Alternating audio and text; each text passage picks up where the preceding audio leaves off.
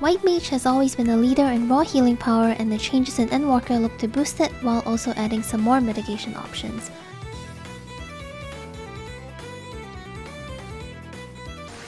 So let's take a look at the old skills first. Presence of Mind has been changed to have a 2-minute recast to line up better with weight buffs.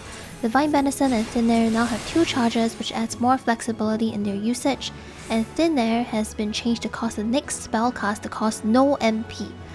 This change is good for resurrecting players, but it feels like it's weaker in other areas, for example maybe large burn phases where you would spam Cure 3 or other AoE heals. In that kind of situation, Thin Air is now notably weaker. For the new skills, we have Aquatic Veil, which causes a target to take 15% less damage for 8 seconds. It's basically free mitigation every minute, which can help tanks with tank busters or auto attacks. But I think it might be a bit overkill for autos, but with tanks having stronger mitigation, this may be a sign that tanks will be taking more damage in Endwalker compared to Shadowbringers. Overall, nice to have, but nothing crazy. Lily Bell is your new level 90 skill. So this is a ground targeted ability which places a Lily Bell that lasts 15 seconds and has 5 stacks. Whenever you take damage while Lily Bell is active, it releases a 400 potency heal in a 20 yalm radius. This is a massive AoE. I think it's the same range as Medica too, and the ground target means you can place it in a good spot even if you're at the edge of the arena. At the end of the 15 seconds, Lily Bell will release one final heal equal to the number of stacks multiplied by 200 potency.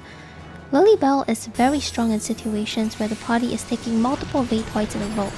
The fact that it triggers once per second means it won't overheal and instead release healing for each pulse of damage. It's pretty strong, especially since it's just an ability, doesn't require any GCDs to be used to get its full effect. The only downside of this skill is the 180 second cooldown. Overall, White Mage looks to play roughly the same but easier and smoother. Their signature raw healing power is stronger than ever, and White Mage now also has more mitigation options.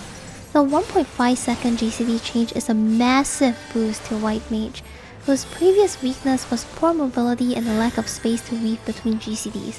The changes in Endwalker help to address the weaknesses in high movement fights and mechanics.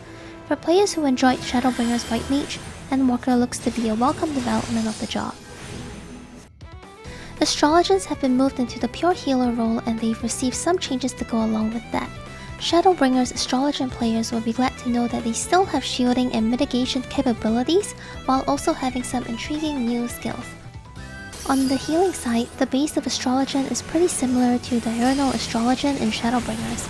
Expected Benefic and Expected Helios provide a regen effect, while you still have skills like Celestial Intersection and Neutral Sect to provide occasional shielding. Draw has been changed to have 2 charges, and the MP restoration has been reduced from 8% to 5%. Having 2 charges is nice because you can hold cards for buff alignment and you won't drift your card draws. Minor Arcana is now a separate button which grants you Lord or Lady of Crowns when you use it. Lord of Crowns deals damage in an AoE around you, while Lady of Crowns does an AoE heal, so this is really similar to Stormblood. Sleeve Draw has been removed and Redraw has been changed so that you can only use it once for each draw. This makes it harder to get 3 unique seals, but it sort of is less of an issue now because Divination no longer uses seals to determine the percentage damage increase. Instead, it is a fixed amount. But your seals are now used for the new skill Astrodyne. Astrodyne is a self-buff which has effects depending on how many types of seals you've collected from draw and redraw. If you have one type of seal, you get MP Regen. If you have 2 types of seals, you get MP Regen and it reduces spellcast time, recast time, and auto attack delay by 10%. If you have 3 types of seals, you get both of the effects plus a 5% damage dealt and healing potency increase. This also means that if you get unlucky, you may not get your 5% damage buff. The MP Regen is nice and makes up for the drop in MP from draw, but this buff is a bit odd. It kind of feels like they had seals and didn't really know what to do with them. However, it's still nice to not have to worry about seals for divination. Exaltation is a new single target heal and mitigation ability. It gives 10% mitigation for 8 seconds, and at the end of its effect, it applies a 500 potency heal. Exaltation is similar to White Mage's Aquatic Veil, but it trades off 5% mitigation for a heal at the end of the duration.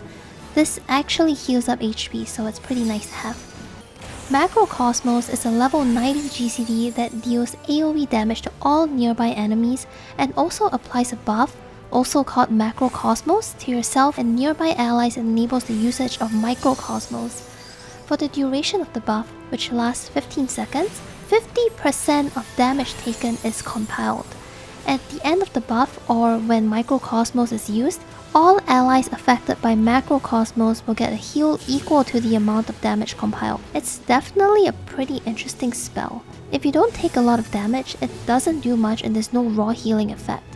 It can help in situations where you're being hit by a lot of AoE, such as an Enrage in Titan or Terminal Relativity in E12S, but it only does one big heal, which limits its effect for multiple hits. Compared to Lilybell, Macrocosmos seems like a spell useful in more specific situations. Lilybell is probably better most of the time, but Macrocosmos does have a shorter cooldown. One thing to note is that you can probably use Macrocosmos to take care of Dark Knight's Living Dead, although you'll have to use it before the damage is done. The changes to Astrologian are interesting and I'm looking forward to seeing how it plays. There's more RNG now, like pulling Lord and Lady, and less redraws to guarantee 3 types of seals.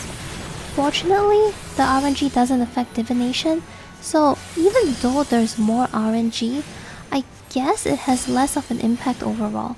It still feels bad if you have bad RNG though. Overall, it plays really similarly to Shadowbringer's Diurnal Astrologian with some interesting changes and new skills. If you want to know more about the other jobs, there is a playlist in the description below. Alright, stay hydrated, drink water, water good, and I'll see you in the next one. Bye!